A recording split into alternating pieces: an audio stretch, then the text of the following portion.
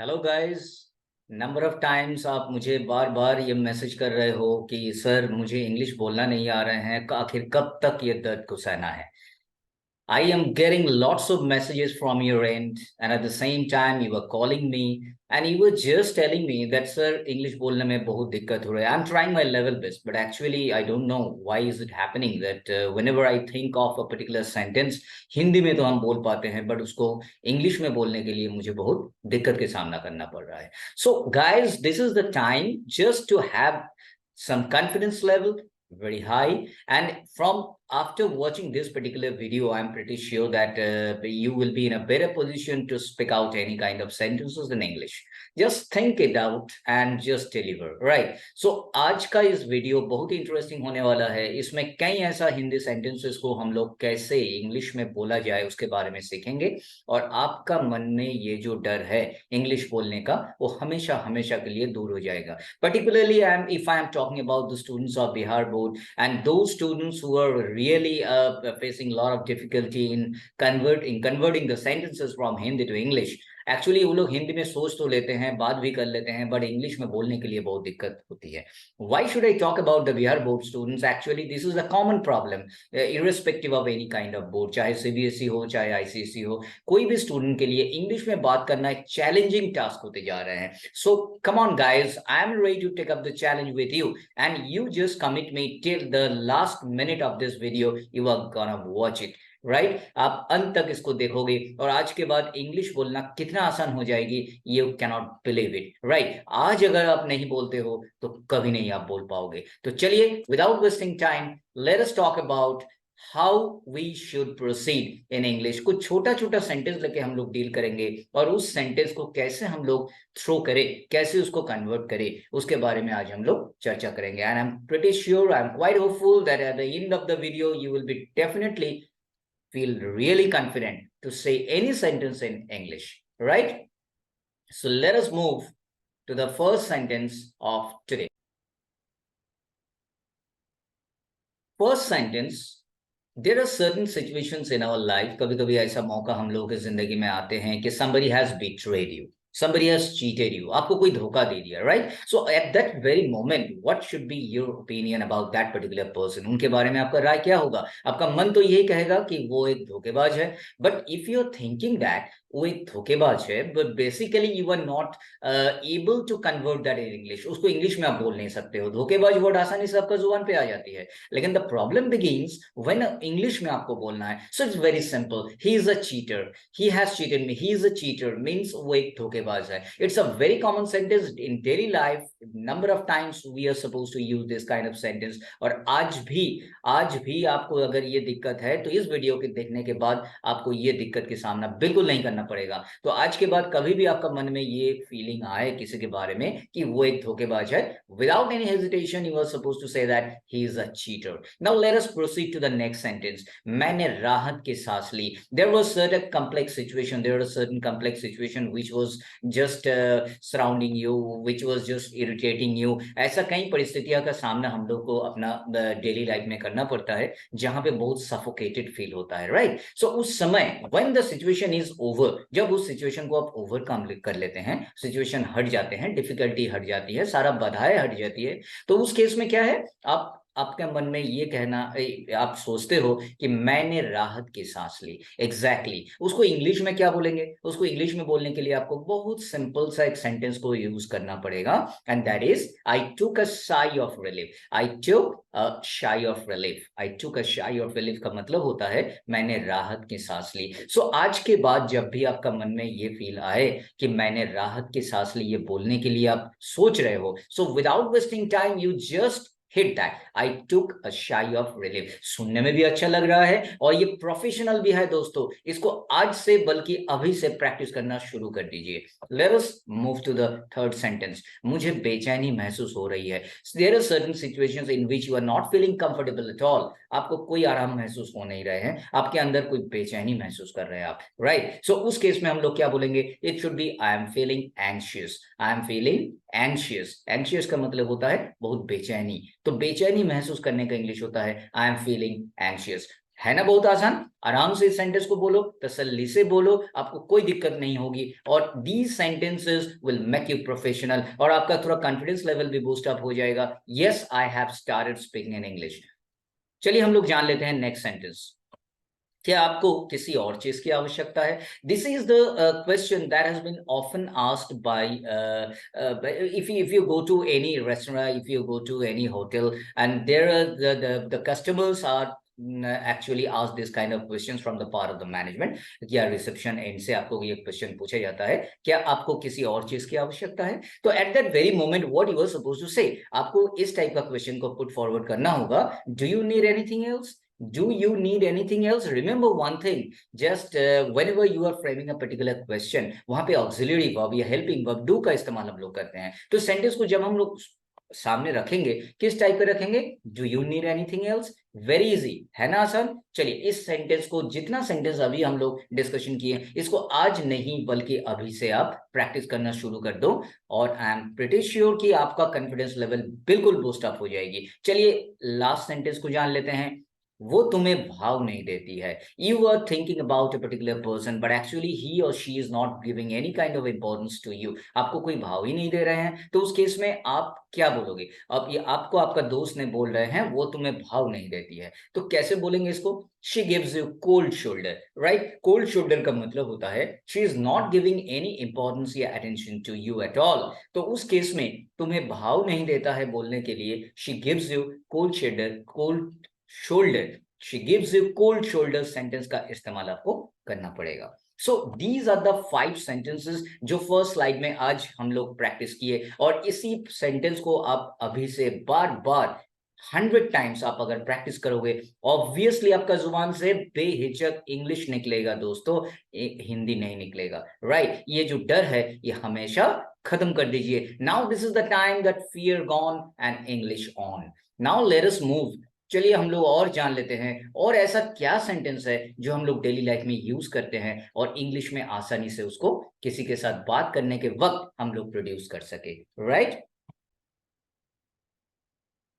मान लीजिए कोई क्लासरूम की बात हम करने जा रहे हैं, टीचर स्टूडेंट से बात कर रहे हैं, right. Teacher is asking a question, teacher ने एक सवाल पूछा, और जो स्टूडेंट से जवाब एक्सपेक्ट किया जा रहा है वो इतना धीमे से आवाज दे रही है, वो इतना धीमे से आंसर दे रहे हैं कि उसका आवाज सुना ही नहीं दे रहे हैं। उस केस में what he is suppose to say, speak loud, जोर से बोलो, स्पीक लाउड। ये बहुत ही छोटा सा सेंटेंस है, आप देखो जस्ट 2 वर्ड के जरिए सेंटेंस को हम लोग प्रोड्यूस कर दिए, इस सेंटेंस को हम लोग फ्रेम कर दिए। कितना आसानी से हम लोग इंग्लिश बोल सकते हैं दोस्तों। जोर से बोलो, that is speak aloud. Next one, मेहनत रंग लाई। You have done lot of hard effort, आप बहुत ही एफर्ट किए हैं, बहुत ही ज्यादा एफर्ट लगाए, बहुत मेहनत किए, और ultimately you have found yourself that you have become successful, आप अपना मकसद में सफल हो गए। सो एक्चुअली हम लोग क्या बोलते हैं, उनका मेहनत रंग लाई, उसका मेहनत रंग लाई, मतलब what ever effort you had given, yes the outcome is positive, right. तो उसको इंग्लिश में कैसे बोलेंगे?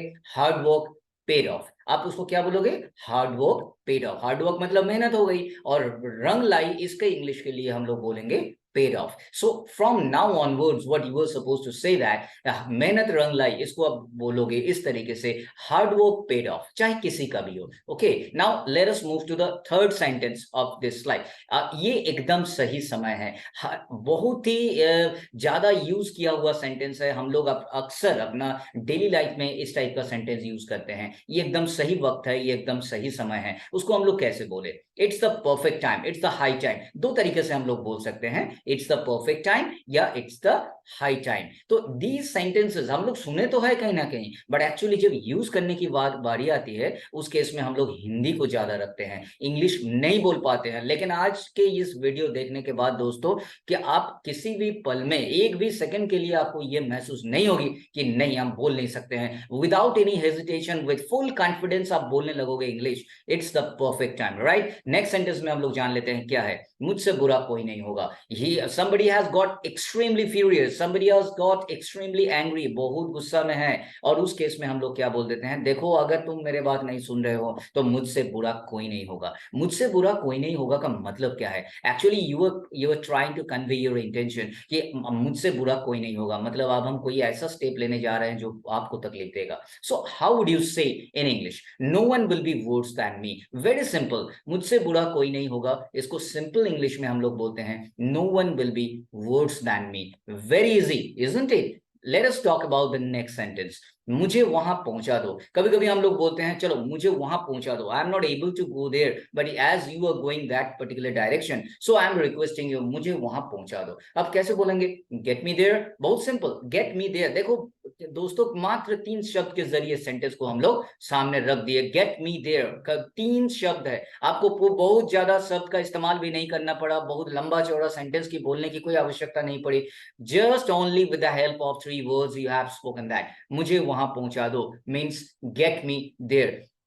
तो इस बार भी हम लोग 5 सेंटेंस के बारे में चर्चा किए, और ये 5 sentences from now, actually from now, this is the right time, this is the perfect time you should start practicing all these kind of sentences. I am quite hopeful कि आज के इस वीडियो के अंत में आप बहुत ज्यादा कॉन्फिडेंस महसूस करोगे और इंग्लिश बेहिचक बोलना शुरू कर दोगे। चलिए और कुछ सेंटेंस हम लोग प्रैक्टिस कर लेते हैं ताकि आपका कॉन्फिडेंस लेवल और बिल्डअप हो जाए और आप इस पोजीशन पे जाओ कि यस, अब अगर हम बोलेंगे तो इंग्लिश ही बोलेंगे, हिंदी नहीं बोलेंगे, राइट? तो चलिए जान लेते हैं हम लोग का नेक्स्ट सेट ऑफ सेंटेंसेस क्या है। Suppose in your daily life you have met a particular person, आप किसी व्यक्ति से मिले हो, मिलने के बाद एक ऐसा दोनों जब हैंडशेक किए, आपको भी एक सिविलाइज सोसाइटी में जब हम लोग बात करते हैं, सभ्य समाज में बात करते हैं तो एक ग्रीटिंग करते हैं, राइट? तो उस at that particular point of time हम लोग बोलते हैं आपसे मिलकर मुझे बहुत अच्छा लगा, अक्सर हम लोग बोलते हैं। लेकिन इंग्लिश में कैसे बोलेंगे? अगर उसको इंग्लिश में थोड़ा प्रोफेशनल वे से अगर हम बोलने की कोशिश करें तो हम लोग क्या बोलते हैं? Nice to meet you. Very simple. अब देखो मात्र 4 वर्ड के ये सेंटेंस को हम लोग बना दिए। नाइस टू मीट यू बोलने में भी एकदम प्रोफेशनल लगता है और आपका कॉन्फिडेंस लेवल भी बूस्ट अप हो जाता है, राइट? सो आप आज इसी वक्त के बाद जब भी आप किसी से मिलोगे, आप उनसे मिलके अगर आपको खुशी हुई तो उस केस में आप क्या बोलोगे? Nice to meet you. Let us move to the next sentence. अपना आपा मत खो। कभी कभी ऐसा सिचुएशन आता है लाइफ में, there are certain kind of situations in your life when you are actually losing your temper. आप अपना गुस्सा को, आप अपना मिजाज खो बैठे, राइट? आपका मूड बहुत खराब हो गया। उस केस में हम लोग हिंदी में क्या बोलते हैं? अपना आपा मत खो, मतलब आपका जो टेम्पर है, आपका जो मूड है, उसको लूज मत करो। तो सिंपल इंग्लिश में उसको हम लोग क्या बोलते हैं? Don't lose your temper. Very simple, isn't it? आप जितना ज्यादा यूज करोगे उतना आपका ग्रिप में रहेगा, and one day it will come that you are the person who is continuously saying the sentences in English, not in Hindi, right? So अपना आपा मत खो, इसको क्या बोलेंगे? Don't lose your temper. Now चलिए नेक्स्ट सेंटेंस की तरफ हम लोग मूव करते हैं। इसमें शर्माने की कोई बात नहीं है। There is something which is happening, और उसमें कुछ जो व्यक्ति के साथ ये घटना घटी वो थोड़ा शर्मिंदगी महसूस कर रहे हैं, लेकिन आपका कमेंट उनके प्रति यह है इसमें शर्माने की कोई बात नहीं, मतलब it's quite okay, no issue with that. तो उस केस में आप क्या बोलोगे? There is nothing to be ashamed of. There is nothing to be ashamed of. Ashamed of से ही शर्माने वाला फीलिंग जता दिए आप, right? So it's a very easy sentence. You can easily use it. इसमें शर्माने की कोई बात नहीं. There is nothing to be ashamed of. Next one. कभी कभी ऐसा सिचुएशन भी आया, you have got extremely furious. आप सामने वाले को देखना नहीं चाहते हो, आप उसको बोल रहे हो अभी के अभी यहाँ से दफा हो जाओ। यस, हम लोग बोलते नहीं है क्या? एकदम बोलते हैं। अपने डेली लाइफ में कहीं ऐसा situation, all the time you can not expect yourself to be happy. कभी कभी ऐसा सिचुएशन भी आता है जहां आपका सामने वाले को आप बोलते हैं दफा हो जाओ अभी के अभी, राइट? उस केस में हम लोग क्या बोलेंगे? बहुत ही इंटरेस्टिंग सेंटेंस है दोस्तों, इसको ज्यादा से ज्यादा यूज करने की कोशिश करें आप। बज ऑफ नाउ, या you can also say in simplest English, that is get out. You can say buzz off now. It's सुनने में बड़ी अच्छा लग रहा है, बहुत प्रोफेशनल लग रहा है, and get out, that is the ordinary sentence which are being often used by the people, right? तो ये 2 तरीका आपको हम सिखा दिए, किसी भी एक तरीका को अपनाओ और कॉन्फिडेंट बन जाओ और इंग्लिश में बात करना शुरू करो। नेक्स्ट सेंटेंस, तुम पहले जैसे नहीं रहे। Now your perception has been changed. आपका किसी के बारे में आइडिया चेंज हो गया, पहले जैसा नहीं रहा। तो उस केस में हम लोग कैसे बोलेंगे? तुम पहले जैसे नहीं रहे। हिंदी में तो ऐसा बोल लेंगे, but English, oh my God, कैसे बोले? Now there is no fear. Now you can say it easily. क्या बोलोगे आप? You are no longer as before. आपको बोलना है you are no longer as before, इसका मतलब ही यही हुआ तुम पहले जैसे नहीं रहे। So these are the sentences which will definitely boost up your confidence. और अपना डेली लाइफ में अक्सर इस टाइप का सेंटेंस हम लोग यूज कर सकते हैं या करते हैं। तो it's my earnest request, just start practising right now. Number of times you are going to practise it, और आप देखोगे क्या मैजिक होता है। एकदम मैजिकल इम्पैक्ट आपके ऊपर आ जाएगा और इंग्लिश बोलना बेहिचक शुरू कर दोगे। एक दिन ऐसा आएगा, एक वक्त ऐसे आएगी जिस समय आपको यह महसूस होगा कि yes, I am the person who is continue, who is ready to speak continuously in English. No Hindi will be allowed. Right? So दोस्तों, ये है ना मजेदार सेंटेंसेस? Yes, of course, क्यों नहीं। इसको अगर हम लोग प्रैक्टिस कर, लाखों लोग अगर प्रैक्टिस कर रहे हैं, वो लोग बोल पाते हैं, तो आप भी, आप में क्या कमी ऐसा है कि आप नहीं बोल पाओगे? ऐसा तो कोई बात ही नहीं है। Right?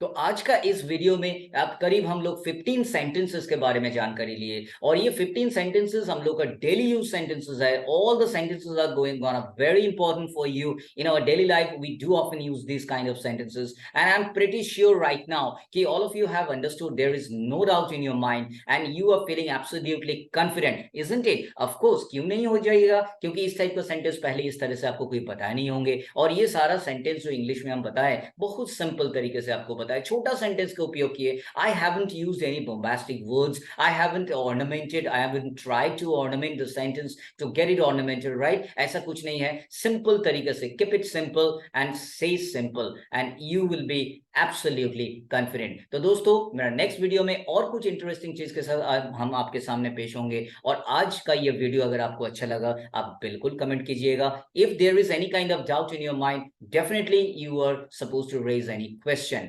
Okay, till then, take care. Bye bye. Thank you so much.